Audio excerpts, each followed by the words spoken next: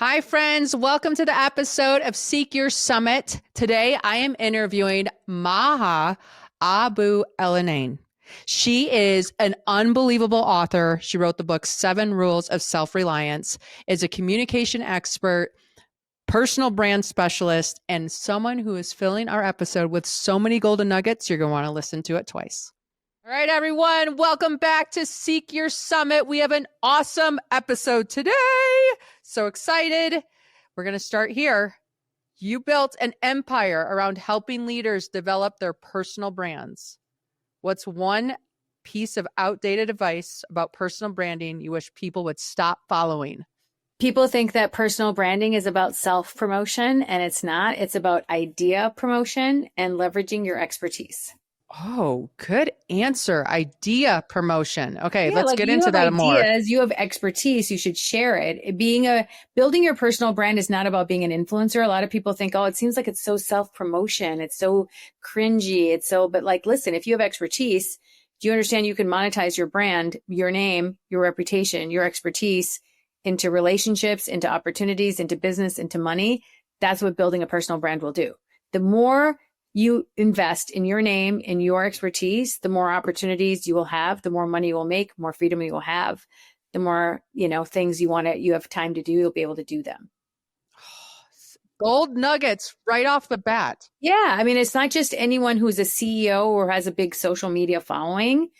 If you are in the referral business, if you're in insurance business, real estate business, if you're a middle manager, if you are a student and you want to start to get that good job, you have to have a good reputation. A good reputation starts with a good personal brand.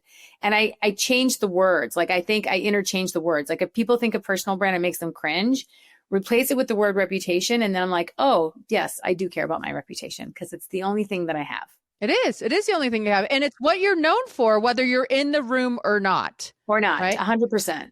Right. So when I think of Jenn Drummond, I think of XYZ, right? And so you're always wanting to say, is that what I want people to feel or think or know about me? It's the truth. And it's pretty simple. I mean, think about Jen, AI, think about career mobility, think about remote working environments. We're no longer competing with the people that were in the same city as us. We're competing with anyone with the internet connection, right? And AI won't replace you, but the people who know how to use AI might replace you. And so you need to speak up for yourself. You need to know how to build relationships with people. And a lot of people do great work at the companies that they work at, but they don't talk to anybody outside that circle that knows that they're a rock star.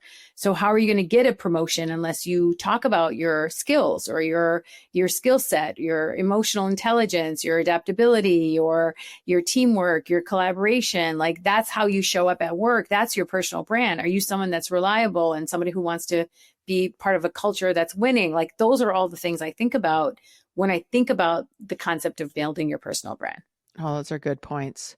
And when you emphasize the power of storytelling in personal branding, what's a common mistake people make when they're trying to tell their story, and how can they fix it? Yeah, I think it's hard for us to talk about ourselves, right? It's something that we're just not comfortable doing. Putting your phone up in front of your face and speaking to camera is awkward for so many people, including me. But I think one of the misconceptions about storytelling is that you need to have a team and you have to have a whole bunch of experts to produce and create your content for you. And I always say, try to just document your day, document things that are happening, document your observations, make it easier. If you don't really want to be on camera, there's a whole trend around faceless marketing where you basically can write a message, take a picture, post that, write good content, write stories through copy, do storytelling through taking pictures, doing storytelling by having conversations of people. So you're not just alone, team up with someone and talk about a topic that you're interested in. Curate news. Storytelling could also be here are some things that I think are really interesting stories and why, or here's my take on a hot topic that's going around the internet right now. Storytelling is what connects you to an audience. It's what connects us emotionally. It's when you think about your own behavior, when you're on your phone or you're reading something or you see something, there was a story that captivated you because it was an emotional connection, or it was funny, or it was something peculiar. And I think that's what a powerful story does. It moves you in a way to want to connect with that person because it was relatable or easy to understand. Oh, definitely. I was just shopping at the mall with my son, whose girlfriend is having a birthday. And so we went into some stores and there was some necklaces. And then we went into a jewelry store that had a story around the necklace, right? If Nice. I would have taken those necklaces and just put them at the counter, they all would have looked the same. But he wanted the necklace that had the That story, right? Because he could relate to that and he could tell that to her. And he's like, that's what I'm going to do. Yep. That's crazy. So, Yeah.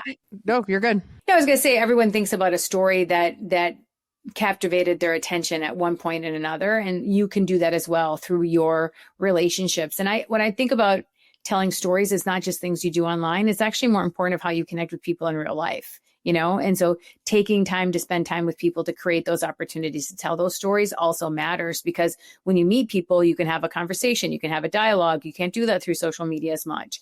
And so having stories in person is also extremely, really important. And do you recommend people have a handful of stories kind of in their pocket at all time for different scenarios? I recommend that when you're going to an event to network. So a lot of people get anxious going to an event where you have to meet a lot of people that you don't know. And I always say, have a couple stories in your back pocket. Like when someone says, what do you do? You know, are you going to talk about your title? Or are you going to talk about your backstory? Like, what is it that you want somebody to know about you? I would make sure that I had a couple things ready that I think are, oh, these are really important, that I connect with people on these couple of topics, and making sure you have that conversation and dialogue with them. So I do that when I'm networking. I'm like, okay, I want to make sure I go to this event, I connect with this person.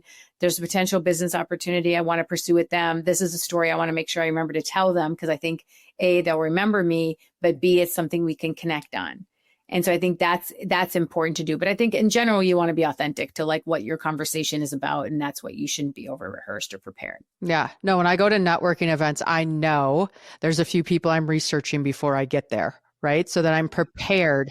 I have a whole playbook, and I talk about it in my book about what you should do before, during, and after you go to an event. So let's say you're going to an event, you're traveling, you're leaving your family, you're spending money on an airline ticket or hotel to go to an event.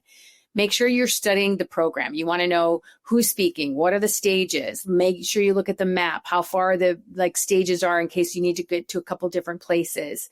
Go to everything that you see on that agenda and go to all the people you want to meet and add them on LinkedIn before you go, and add them on Instagram before you go.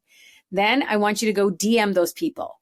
Even if you think they're VIPs or CEOs or celebrities or people you're never going to talk to, I really want you to DM them and say, I'm going to be at this event. I'd love to meet with you. I'd love to connect with you.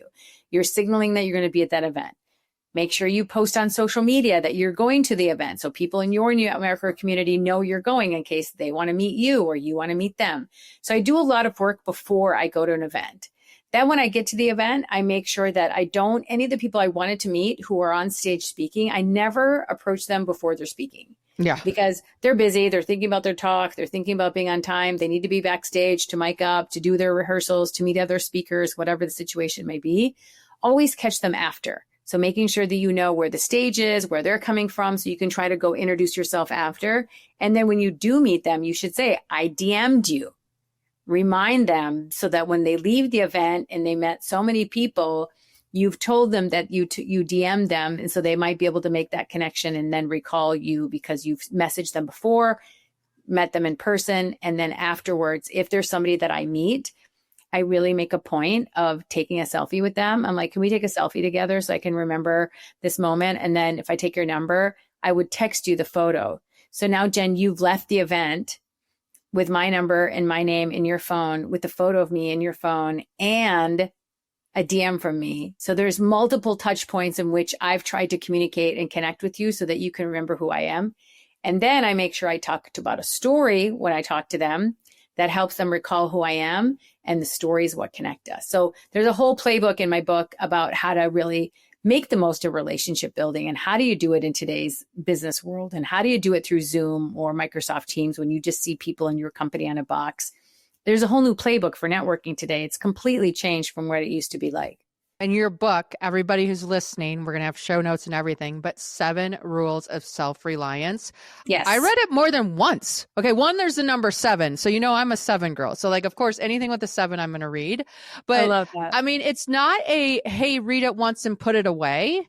It is a read it. Oh, I was at a networking event this weekend. I'm going to just quick look to see if there's any tips to make sure I take advantage of this situation and use it to my favor. Yeah. So the way the book is divided is every chapter, obviously I give practical advice based on my 30 years experience in communications, building personal brands and getting into the best rooms in the world. But I also put at the end of everything like reflection exercises and cheat sheets because I want it to be something that people use. I did put a lot of my personal stories in there so people can see them come to life. But I feel it's very practical. It's a quick read and it's for the modern playbook, really, honestly, on how to build your brand, how to create relationships, how to bring value to other people, and how to not wait for opportunities to come to you, but for you to step up to go create them yourself. Yeah. And one of my favorite stories in the book is where you took a job that on paper is below you, right? Yes. Like, but and normally I think if we went to our parents, unlike yours, they would have been like, I don't know. But your dad was like, no, you take this job because it's going to open so many doors, because sometimes opportunity is disguised in different outfits. So can you walk us through that story? Yeah, so I was born and raised in Minnesota. I lived here my whole life, went to school, undergraduate, graduate school, worked at General Mills in sports marketing, was 27 years old, had a great career working for one of the IT companies and the hottest brands, Wheaties, Cheerios, Betty Crocker. Like I had a cool job working on the funnest sports things. And at 27 years old, my parents, who are 100% Egyptian, said, we're going to move to Egypt. We're going to move back to Egypt. We came to the US to go to school, and now we're going to go back. And now they had two daughters, me and my older sister. So at 27, I moved back to Egypt. I don't really have any friends. I don't speak the language. I don't have a network. It's like you, Jen, moving to Egypt. It was like, what am I doing? Like, I need to get a job. I want to work at like an American company because I was American. I didn't know anything about Egypt or doing business in Egypt. It is extremely foreign to me. I couldn't find a job. I couldn't find a job at Pepsi or Coke or P&G or Unilever. Those are the four American companies that were in Egypt at the time. This was 1997. And I got offered to be a secretary for a billionaire.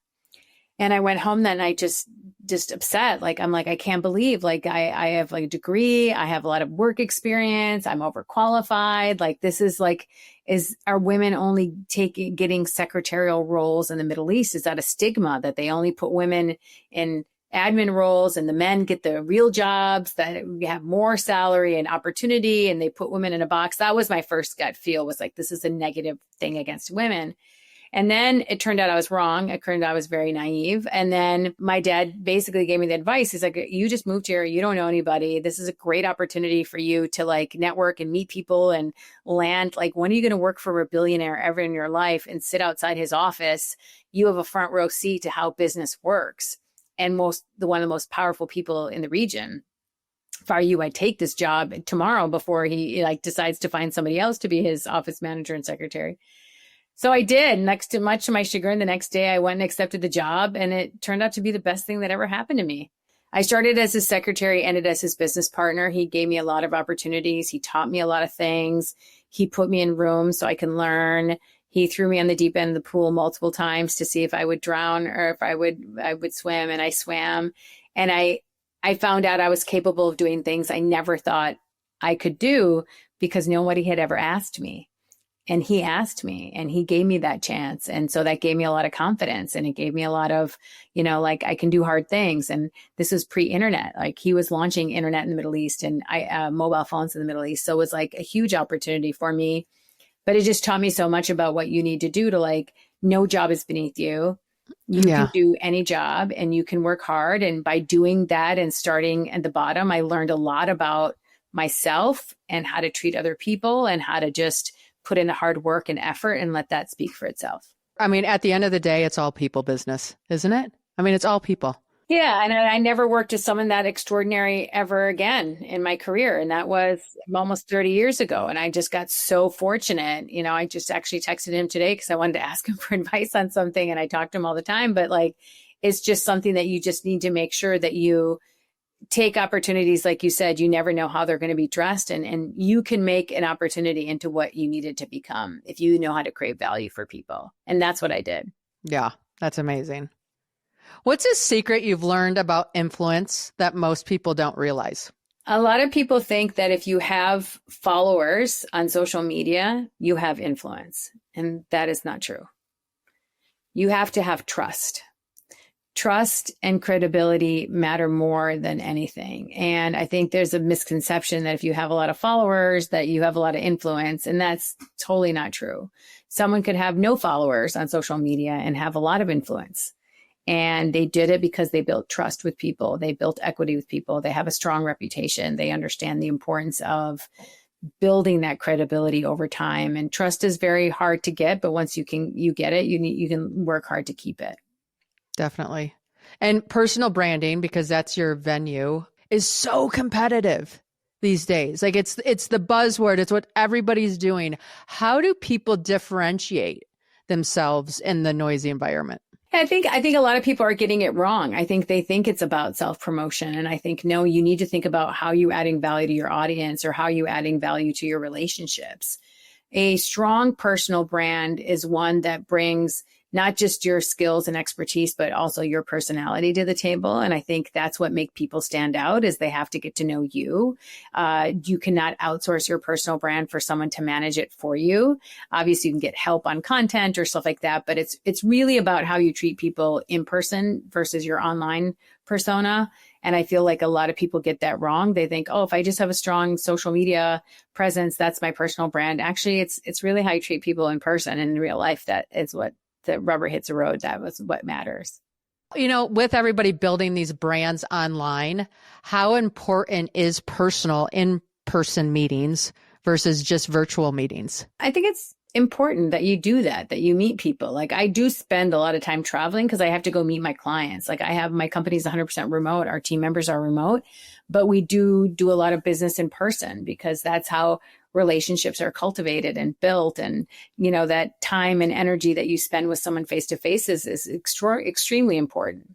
I was trying to build online and I realized I'm way better in person, like 1,000% better in person. And so then for me, it was like, we started putting a goal on the calendar. It's like once a week, I have to be out in public with people, volunteering, doing something, whatever, because that's where I shine. Yeah. And that's why in the beginning of this call, she's like, I wish we were doing this in person. I'm like, me too, because like it's a different framework when you do things in person than you versus doing things online for sure. Yeah. And so for somebody that is better in person and they're trying to just have the online support or supplement, what do you do? What do you advise there? Try to think about one to many. Like a lot of people, some relationships you can do one to many and you can do communications through that way. And some of it has to be one-on-one. And I think you need to prioritize your relationships. I also think about my approach to networking as like, I spend like maybe 15 minutes every single day networking online, sharing my friends' work, commenting on their posts, showing up for people, supporting them, helping them with things that they need. And that's something that's a low lift and it's easy to do through social media. But then, you know, there's a lot of stuff that I want to do in person with people. And so that's when I want to do things face to face. And it's making that balance between the small amount of people that you're going to prioritize in your life that you need to really invest in for, show up for, versus many acquaintances that are really important relationships for you that aren't in the same city as you, and you'll be able to do it just as effectively remotely if you put in the effort and the time as well. Mm-hmm, mm-hmm. I just got a networking tip that I'm leaving everybody with today. When you are at these events, put the person's name and the city that they're in. So the next time you go to that city, you can be like, oh, I'm in Dallas. And Who do I know in Dallas? Who do I know in Dallas? And can we meet for lunch or dinner or breakfast or something, right? I hadn't been doing that. And I just got that tip this weekend. And I'm like, oh, I needed that. That's a great tip. It's a great tip. And I honestly, someone told me that last year and I was like, they would save people. So I'm like, oh, I'm going to LA tomorrow. Like, who do I know in LA? Cause I can't remember everybody I know in LA. And all you do is look it up, Los Angeles. And then all my contacts from LA show up. It's such a game changer. It's so smart. It is so smart. Do you have any other tips that I'm not knowing to ask right now that we should think about? Oh, I think the one of like when you meet people at an event, take that selfie and put that in their text message in their phone. That's like gold. It works like gold. Okay. So how have you been able to carve out like your uniqueness in the marketplace? And what can we learn from that? So I've had context. I have a communications firm. I've been doing this for about 20 years as an entrepreneur, 30 years in communications. And I just kind of do my work for my clients that hire me, kind of stick into my little bubble. And when my book came out in October, late last year, it was the first thing that I had done to the public, like something where someone who didn't know me would buy my book and, listen to some of my stories and take some of my principles and adopt them. And I think it's new because I'm a name that, like, my name is very long and it's foreign name. It's not like something that's easy to understand or even pronounce. And I feel like there's a lot of people out there who feel like, oh, nobody knows who I am. And here I am going to the market and I'm trying to build a new relationship or a new audience.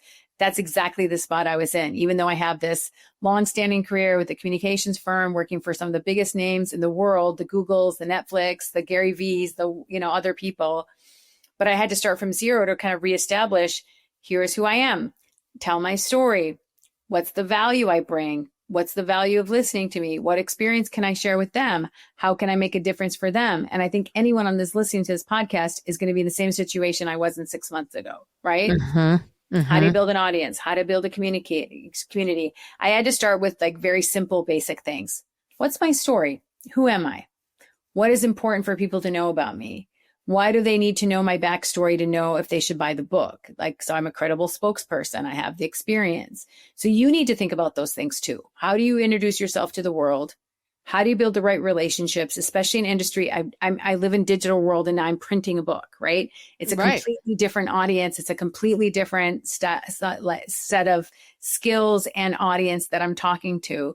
We're selling in bookstores, not just online on Amazon. So how do I do store visits and build customers that way? Like, everything is new muscles for me. And anyone listening to this podcast is going to be in that situation too. If you have a new industry, a new launch, a new way to introduce yourself, I went through that. And I can tell you from that process of a couple of things. One, what's your founder story? Why do people care? Why do people know who you are? What's a couple of things that you think would be really valuable for people to know about you? And not just the business stuff. Bring a personal anecdote to it because that's what we connect with. That's a storytelling thing. Two, be good at storytelling. Really invest in yourself and learning how to communicate well. Everyone needs to know how to be a good communicator, whether you are launching a book, launching an app, looking for a job, trying to get an investor, trying to hire somebody. You have to be good at communications. That's just like a skill that's lifelong learning that you need to know how to do. That's the second thing. And then the third thing I would think about if someone is trying to do something they've never done before is you always have to start with the question of, who is my audience and who am I trying to talk to? Because then you'll know what to say if you know who you're saying it to. Is like thinking about your audience first. And then the last tip I'll give you is, what value can you bring them? How can you help them? And make sure you articulate that. People want to be receiving value because their attention can go anywhere. So what value are you bringing them? What's in it for them?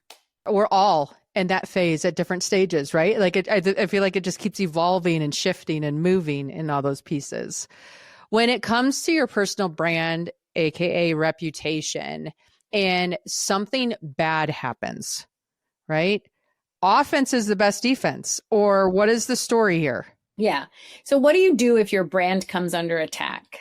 And what do you do if you want to rebrand yourself, right? So a couple of things. One is think about, we live in a digital world where there's a lot of transparency and everything sort of happens in real time. So you have to make sure you respond quickly because everyone who sees a crisis happening in the news or a problem in the news, it can go viral and get out of control and somebody's sharing it. And the whole definition of viral is a virus. You can't control it. So you have to think about you have to rapidly respond before it gets to be a bigger and bigger and bigger problem that you can't control. So is it apology that you need to give? Is it a clarification that you need to fix? If you made a mistake, I would just come out and say, I made a mistake. Like, be humble and be honest and be transparent and be emotional about it and be intentional about it. I think that's super important. And I think a lot of people who make a mistake just try to cover it up or go away and hope the problem will go away, but that just makes the problem bigger. So think about those two things. Rapid response. If you made a mistake, come out and apologize. If there's something you need to do to change your behavior because of what happened, and so you want to explain to people, because of this, I'm going to take a step back and rewire this or do something else. Explain the actions you're taking to kind of rectify it or correct your mistake. I think that's really important. And I think about what we see as consumers, like when we see a company make a huge mistake and they come out and apologize, we're like, okay, fine, they've acknowledged it. I feel a little bit better because now they said they made a mistake and they came clean about it. It's the ones that don't want to come clean about it and don't want to clarify and try to cover it up or try to avoid it. We're like, oh, dude, that just loses trust. Going back again, the importance of trust and credibility is everything. Once you lose it, it's hard to get it back. Yeah. How do you even start to get it back? Yeah, I mean, it's very difficult because people have options and you're on the internet and people have seen it. And so it's very difficult to fix that. Yeah. What's a communication habit that separates world-class leaders from average ones? I think over communicating, like making sure, like if you're a world-class leader, you understand the importance of over communication. So there's no ambiguity. So there's no room for rumors. There's no room for misinformation. So making sure that you communicate early and often is like my best piece of advice for any CEO who wants to be really good at communications is don't keep your employees in the dark. Don't keep your team members in the dark. You know, if something's good, share it. If something's bad, share it. Let them be the people that are in the bunker with you so they feel committed to the process, committed to the mission, excited and motivated, or going to help you if you need more line of defense. All right. You get the opportunity to work with a lot of high-powered individuals. What's a leadership trait you notice that they all share? They pay attention to people before profits.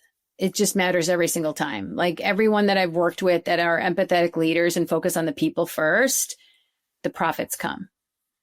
But if you're focused on the money first and you're killing your people to get it, you're probably not going to have a culture or a company that will sustain.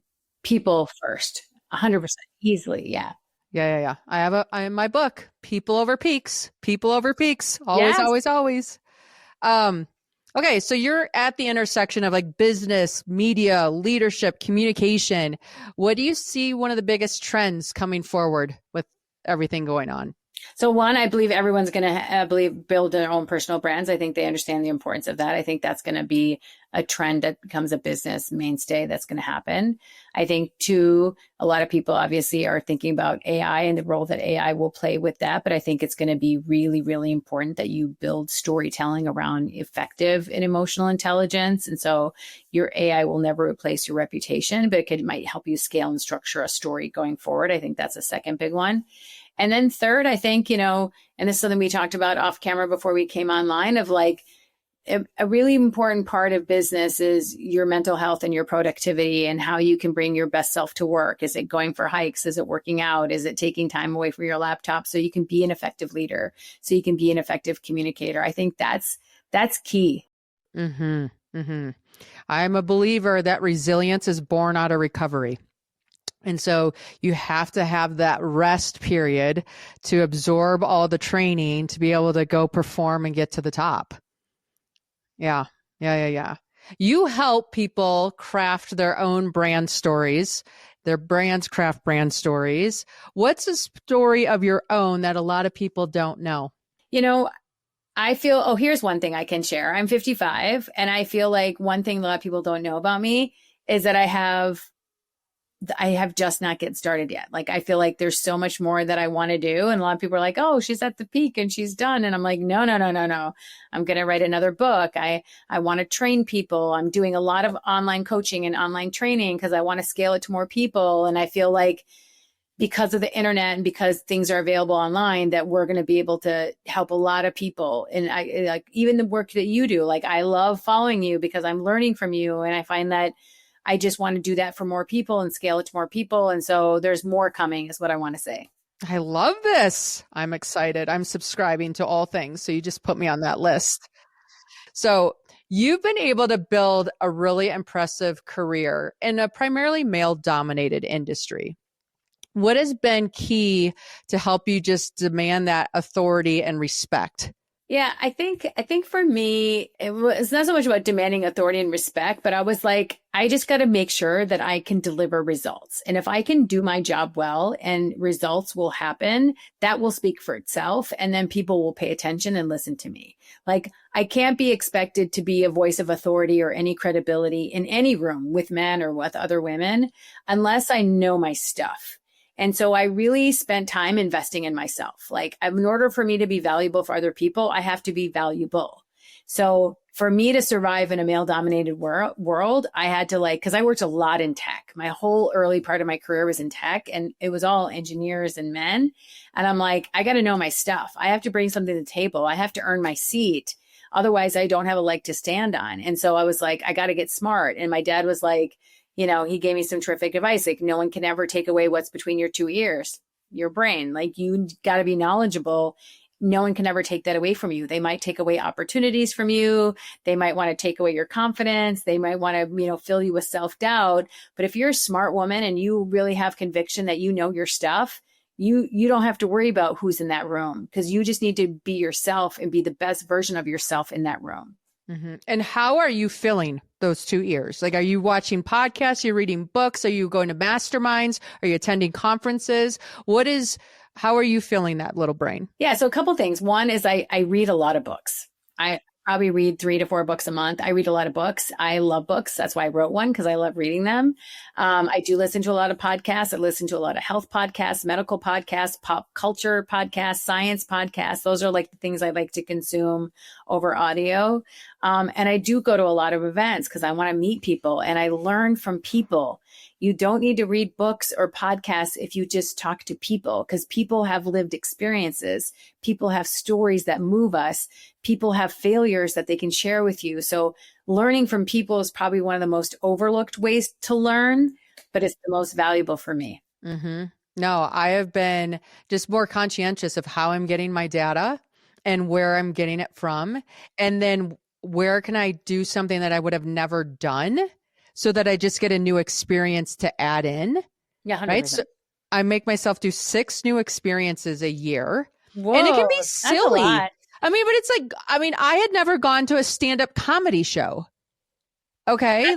That's cool. I like that. So I'm like, I'm going to go do that, because the interesting thing is when you go to a comedy show, it's fascinating to watch how people present material and how they talk in sound bites and like these different things that I'm like, oh my gosh, I learned so much here or so much there. And I just think if we're human and we're curious, we can learn so much in so many different environments. Yeah, I love that. Actually, you send me that list. Maybe there's some things on there I haven't. Yeah, we'll go do it together. Yes, 100%.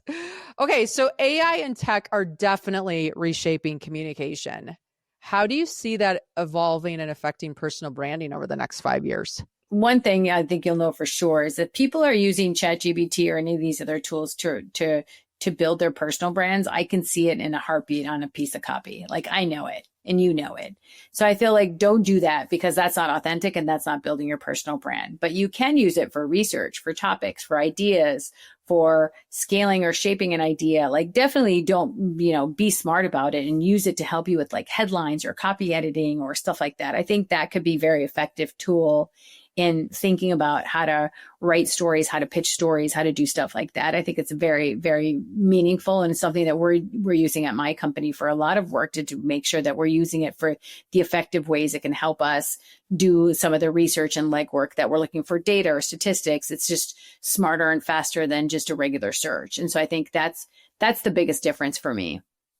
Mm-hmm. Yeah. Using it as a structured search. Like, I think that's a really good way. Yeah, to augment and to help you with some of the work that you're doing, for sure. Yeah, I know. I had to give a presentation at a corrections facility recently about resilience. And so I went into the chat GTP and just was asking questions, right? Like, what do corrections officers struggle with? And where's the resilience breakdown? And what programs do we have? And are there any statistics? To help right? You Yeah, for sure. It gives you all that information. You're like, okay, now I can go in here and talk credibly because I have facts that are being put in. Yeah, I love that. So smart. Yeah. Okay, so what's one area of personal branding that people are overlooking but will be crucial in the near future? Having the courage to tell your story. Ah, yes. people have a story. They just are too afraid to share it because they don't want people to judge them, or they don't want to be they fear judgment, or they're critical of themselves, or they don't feel like they have confidence, or they don't have a team, or they're not ready. Just start. Just to start. Yeah. No, we all have parts of our story that I think at one point were embarrassing or we weren't really ready to talk about. But then when you start looking at it and you start owning it, you're like, okay, I started as an Applebee's waitress. That's where I started. For a long time, I was so embarrassed to say that. And I'm like, whatever. It's part of the little blip in the radar of who I am. I actually shared recently on social media when I did like this teen modeling, like I did like, everyone's done something in their lives that was like, really? That was either a cringe moment or something you didn't expect people to know about you. I do this online coaching program, and we had a entrepreneur. She's a female founder, and she really wanted to tell her kind of founder story. And she's like, I don't think people find it interesting. I don't really want to do that. I want to write something about it. I'm like, and she's got an incredible story. So we really encouraged her to write a post about it. Just sit and write something on LinkedIn. You don't have to worry about the images or all that kind of stuff.